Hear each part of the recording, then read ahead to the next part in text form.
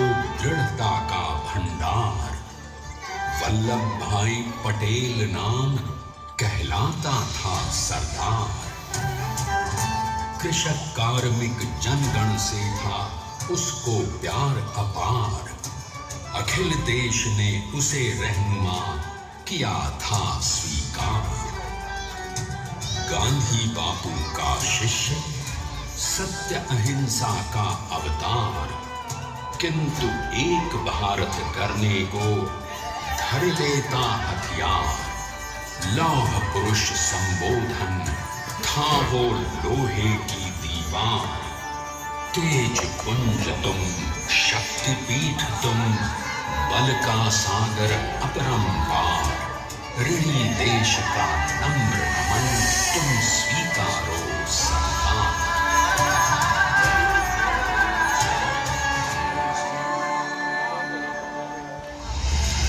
1857 में अंग्रेजों को ललकारने वाले पहले स्वतंत्रता संग्राम के एक सक्रिय सिपाही थे झवेर भाई पटेल। करमसद गांव के इस बहादुर देशभक्त किसान और उनकी पत्नी लाडबाई के 5 बेटों और 1 बेटी में से चौथे पुत्र थे वल्लभ भाई। बालक वल्लभ ने करमसद के बाद नडियाद से अपनी हाई स्कूल की शिक्षा पूरी की। फिर 13 साल की उम्र में उनकी शादी भी हो गई, छोटी सी झवेर बाई से। 2 बच्चों, बेटी मणिबेन और बेटे डाया भाई को जन्म देने के बाद झवेर बाई असमय ही चल बसी।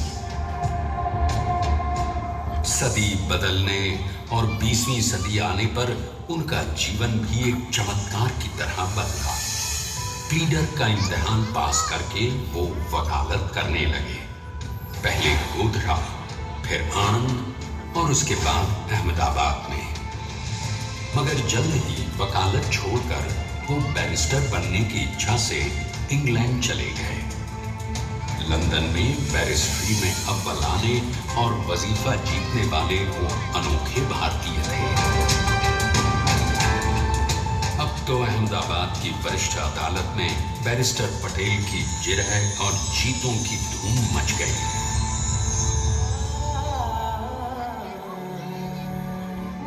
तभी एक युग पुरुष ने वल्लभ भाई के जीवन की धारा ही बदल दी। दक्षिण अफ्रीका में सत्याग्रह के अहिंसक अस्त्र से गोरे शासकों को सबक सिखाकर भारत वापस आए बैरिस्टर मोहनदास करमचंद गांधी से मिलकर वल्लभ भाई ने अपने कुछ वर्षों से सीखे विदेशी व्यवहार और संस्कार हमेशा के लिए त्याग दिए और अब वो अपने खेड़ा के किसानों को हक दिलाने के लिए बापू के साथ आंदोलन में कूद पड़े। अब उनके पैरों में जूते नहीं, गांवों की धूल थी। हृदय में भारत भूमि की शस्य श्यामला धरती। मन में थे गांधी और मस्तिष्क में एक नए स्वतंत्र भारत का सपना।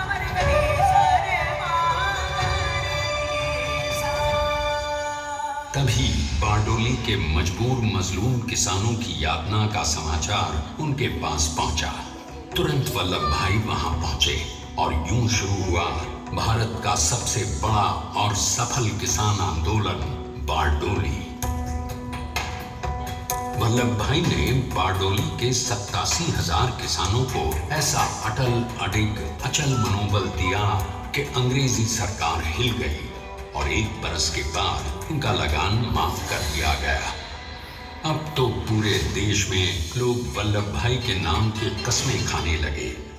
स्वयं महात्मा गांधी ने कहा, अब वल्लभ भाई मेरे शिष्य या साथी नहीं, सारे देश के सरदार हैं। और देश को मिल गया एक अनोखा असरदार सरदार।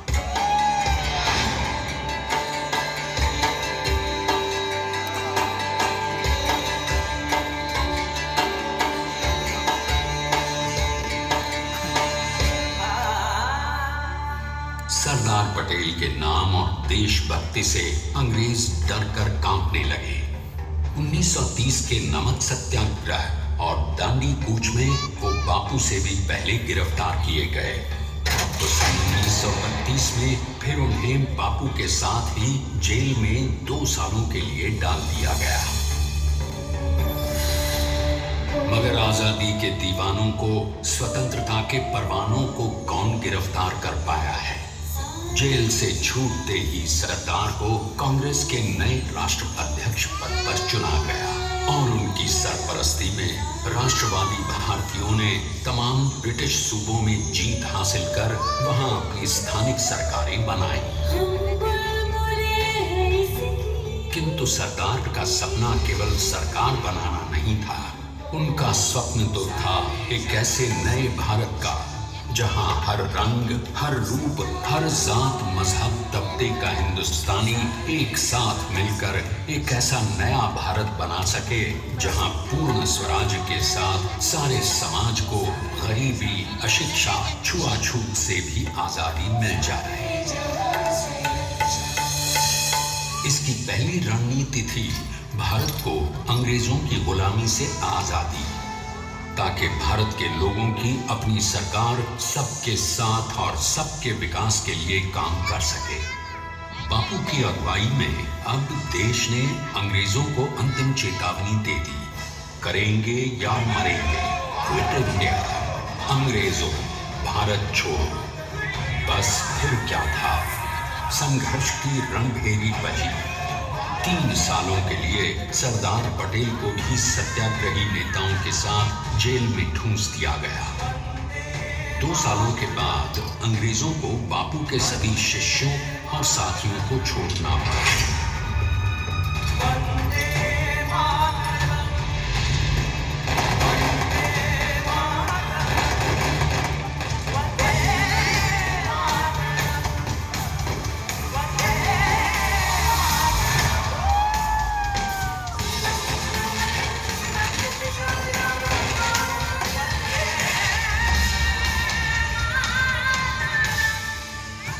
स्वतंत्रता के स्वप्न के सच होने के साथ अब सरदार पर कई एक नई जिम्मेदारियां थीं। आने वाली आजादी की तैयारी और एक नए भारत के लिए नए लोकतांत्रिक संविधान की संरचना। जैसा उनके साथी ने खुद कहा था, सरदार ने ही 6वीं हथौड़ी लेकर एक नए भारत को उकेरा है।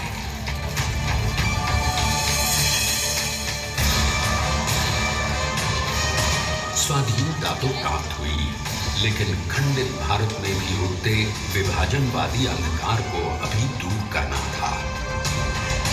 जब देश के खंड खंड होने का भय उत्पन्न होने लगा, तो सरदार ने निर्भय होकर खुद अपनी केंद्र सरकार और साथियों को भी चुनौती दे डाली और जम्मू कश्मीर को बचाने के लिए सारे देश का आकाश वायुयानों से भर गया।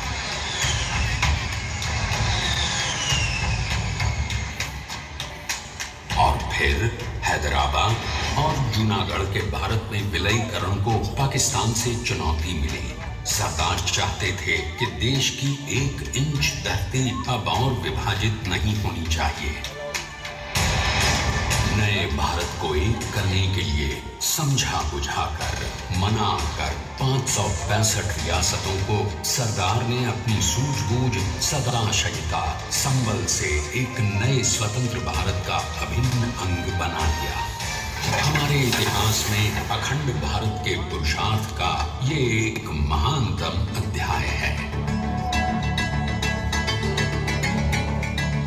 जैसा उन्होंने स्वयं कहा था, हमें नए धागों को पुराने ताने बाने में ऐसे पिरोना है कि एक दूसरे में गुंथ जाएं और बेहतरीन बनावट वाला एक नया भारत उभर कर सामने आ सके। अंततः अपने वज्र दृढ़ संकल्प से एक नया विराट विशाल एक भारत श्रेष्ठ भारत बनाकर दिखाई दिया सरदार ने।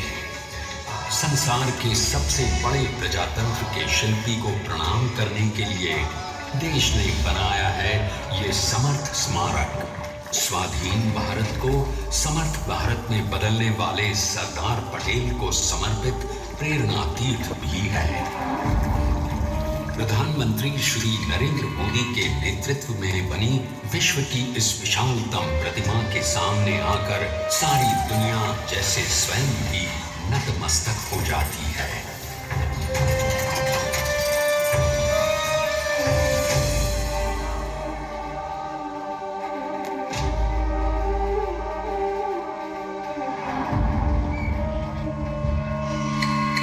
देश को बना गया वो अमित अटल, हरा सका उसे न कोई शत्रु दल। चट्टान के समान सा पुरुष प्रबल, पटेल तो स्वदेश का सम्मान है, पटेल तो स्वदेश का सम्मान है, पटेल तो स्वदेश का सम्मान है, पटेल तो स्वदेश का सम्मान है।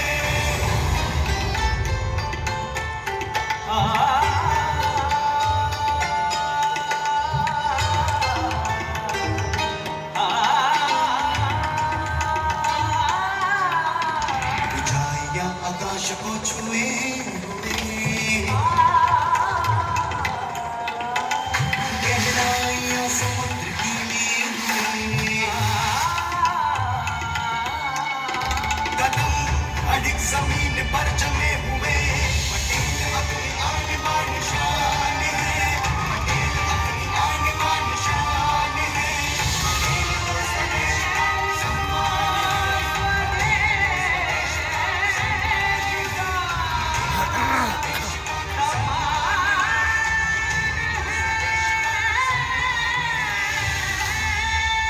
आइए अब देखते हैं कि अपने लौह पुरुष को श्रद्धांजलि देती 182 मीटर ऊंची विश्व की सबसे विशालकाय प्रतिमा का निर्माण कैसे हुआ।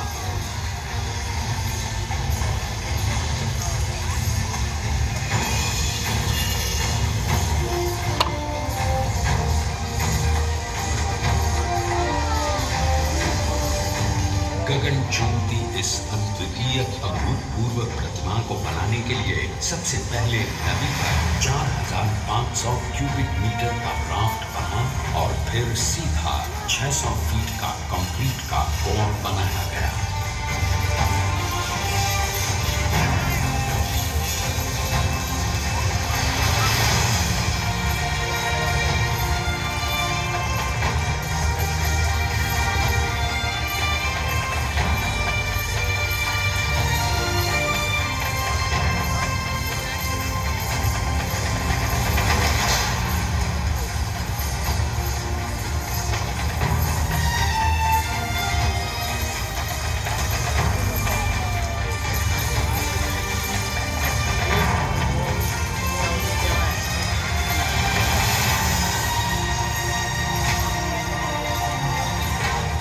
इस कंक्रीट कोर के साथ लगाया गया स्टील का फ्रेमवर्क।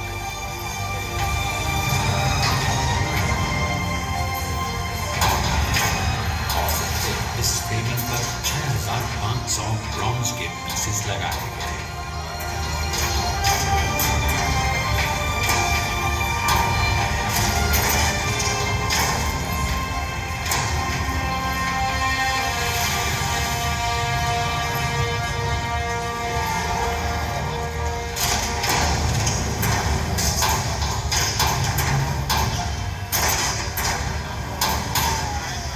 सोचिए कि 182 मीटर ऊंचे इस भव्याति भव्य स्मारक के निर्माण में कितना सामान और मेहनत लगी होगी। 70,000 metric ton cement, 18,500 metric ton reinforcement steel, 6,000 metric ton structural steel और 1,700 मेट्रिक टन ब्रॉन्ज।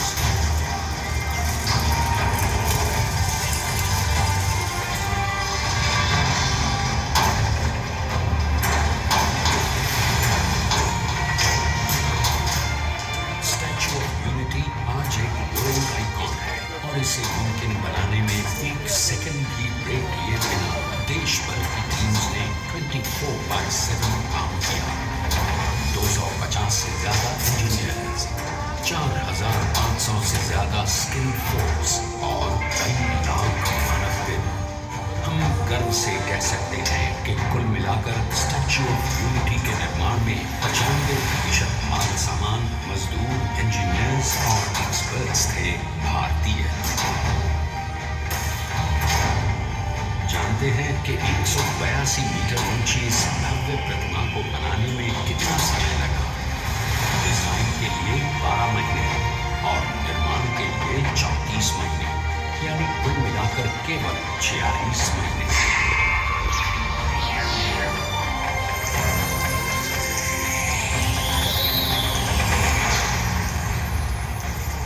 और इसी तरह बनी देश के शिल्पकार की एक अनूठी, अद्वितीय, विशाल प्रतिमा, जो सिर्फ आज ही नहीं बल्कि आने वाले न जाने कितने सालों तक यूं ही चमचमाती रहेगी।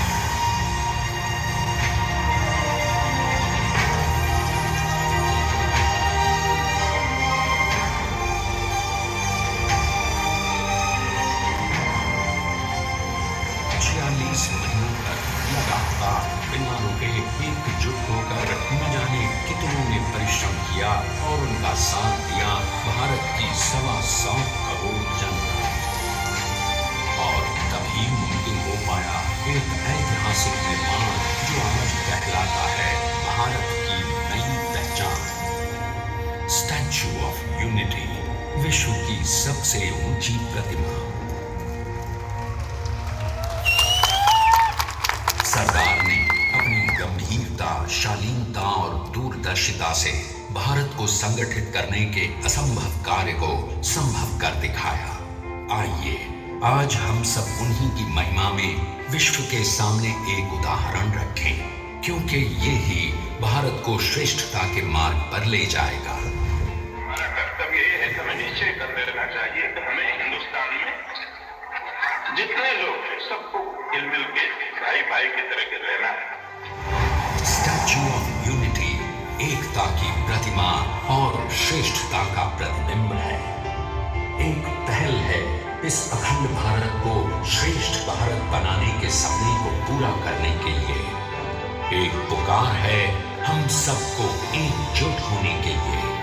एक आंदोलन है भारत को सबसे आगे ले जाने के लिए, श्रेष्ठ बनाने के लिए।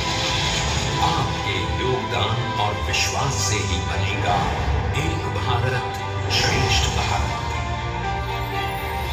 एकता का स्वागत है, एकता का संदेश है कि भाषा अनेक, भाव एक, राज्य अनेक, राष्ट्र एक, पंथ अनेक, लक्ष्य एक, बोली अनेक, स्वर एक, रंग अनेक, तिरंगा एक, समाज अनेक, भारत एक, रिवाज अनेक, संस्कार एक, योजना अनेक, मकसद एक, कार्य अनेक, संकल्प एक, राह अनेक, मंजिल एक, पहनावा अनेक, सीधा एक, चेहरे अनेक, मुस्कान एक।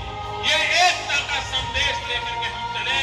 और भाइयों बहनों, ये भारत की विशेषता है, विविधता में एकता। यही भारत की विशेषता है।